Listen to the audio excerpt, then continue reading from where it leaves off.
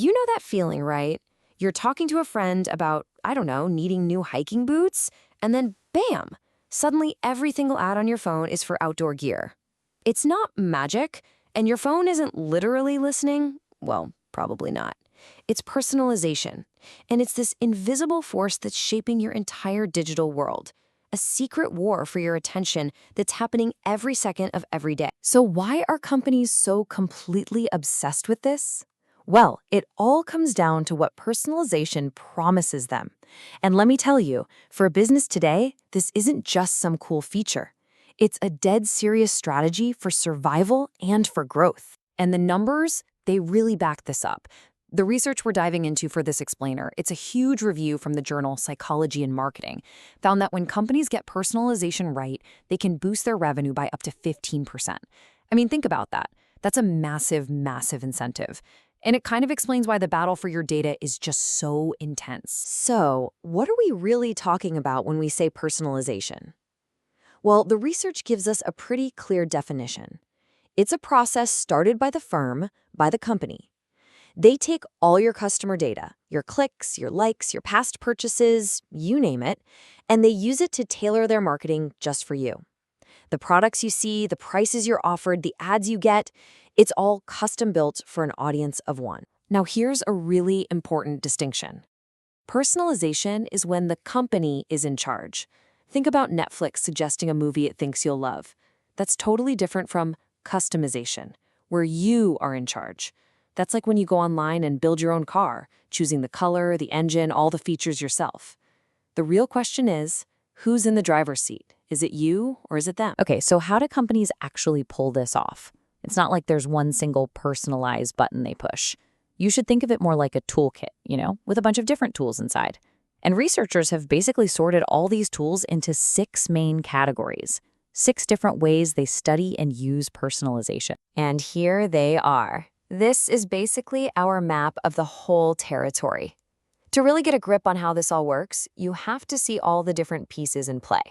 So let's do a quick run-through of each one. All right, first up, the one we all know, personalized recommendations. This is the classic. It's all about the algorithms. It's Amazon saying, hey, you bought this, you might like that. Or Spotify creating a playlist that feels so perfect, it's like it read your mind. It's all about predicting what you're going to want, sometimes even before you know you want it. But it goes way deeper than just trying to sell you another product. The really smart companies are using personalization to build relationships. This is the long game. It's about using all that data to create this direct, ongoing connection that builds loyalty and makes you feel like the brand actually gets you. And now for the big one, the absolute heart of the conflict in this whole story, the personalization privacy paradox. It's this constant tug of war. We want more relevant ads and cool suggestions, but to get them, we have to give up our data, and that just feels risky. It is the fundamental trade-off, and we're definitely going to come back to this. This tension is most obvious when you look at personalized advertising. I mean, this is everything from those ads that seem to follow you from site to site to the super specific ones that pop up on your phone the second you walk past a certain store. It's all about getting the right ad to the right person at exactly the right moment. Creepy? A little. Useful? Sometimes. Now, behind all the flashy tech, there's a more academic side of things. This is where researchers are studying the very idea of personalization itself.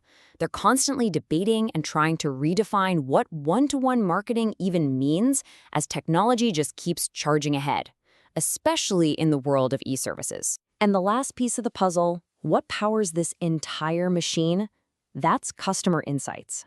This is the fuel for the engine. It's how companies use heavy-duty data analytics and machine learning to get this incredibly deep understanding of our behavior.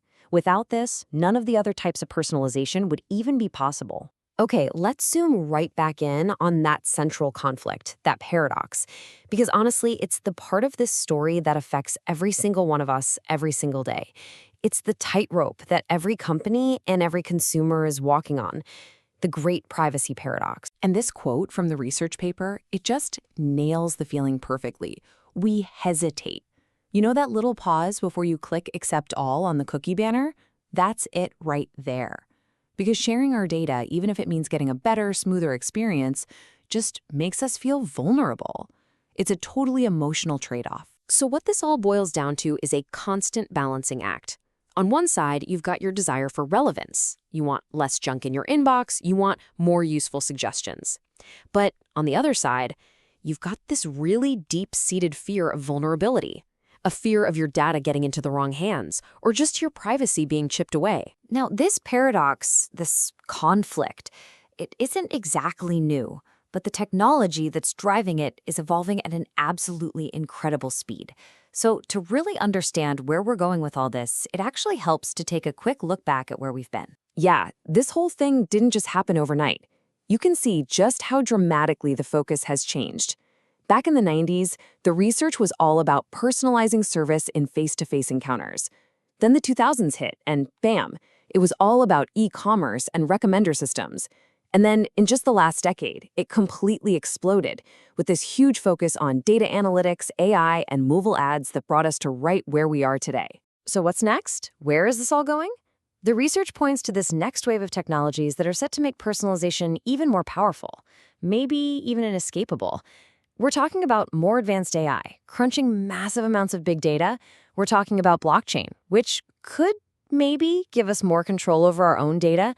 And then there's the Internet of Things and wearables, collecting information not just from our clicks, but from our homes and from our own bodies. And all of this leads us to one final, really provocative question we have to ask ourselves. As these technologies get more and more powerful, we are racing towards a future where personalization systems might actually know you better than you know yourself. So the question I want to leave you with is this. At that point, is it still helpful, or does it become a new, very subtle form of manipulation?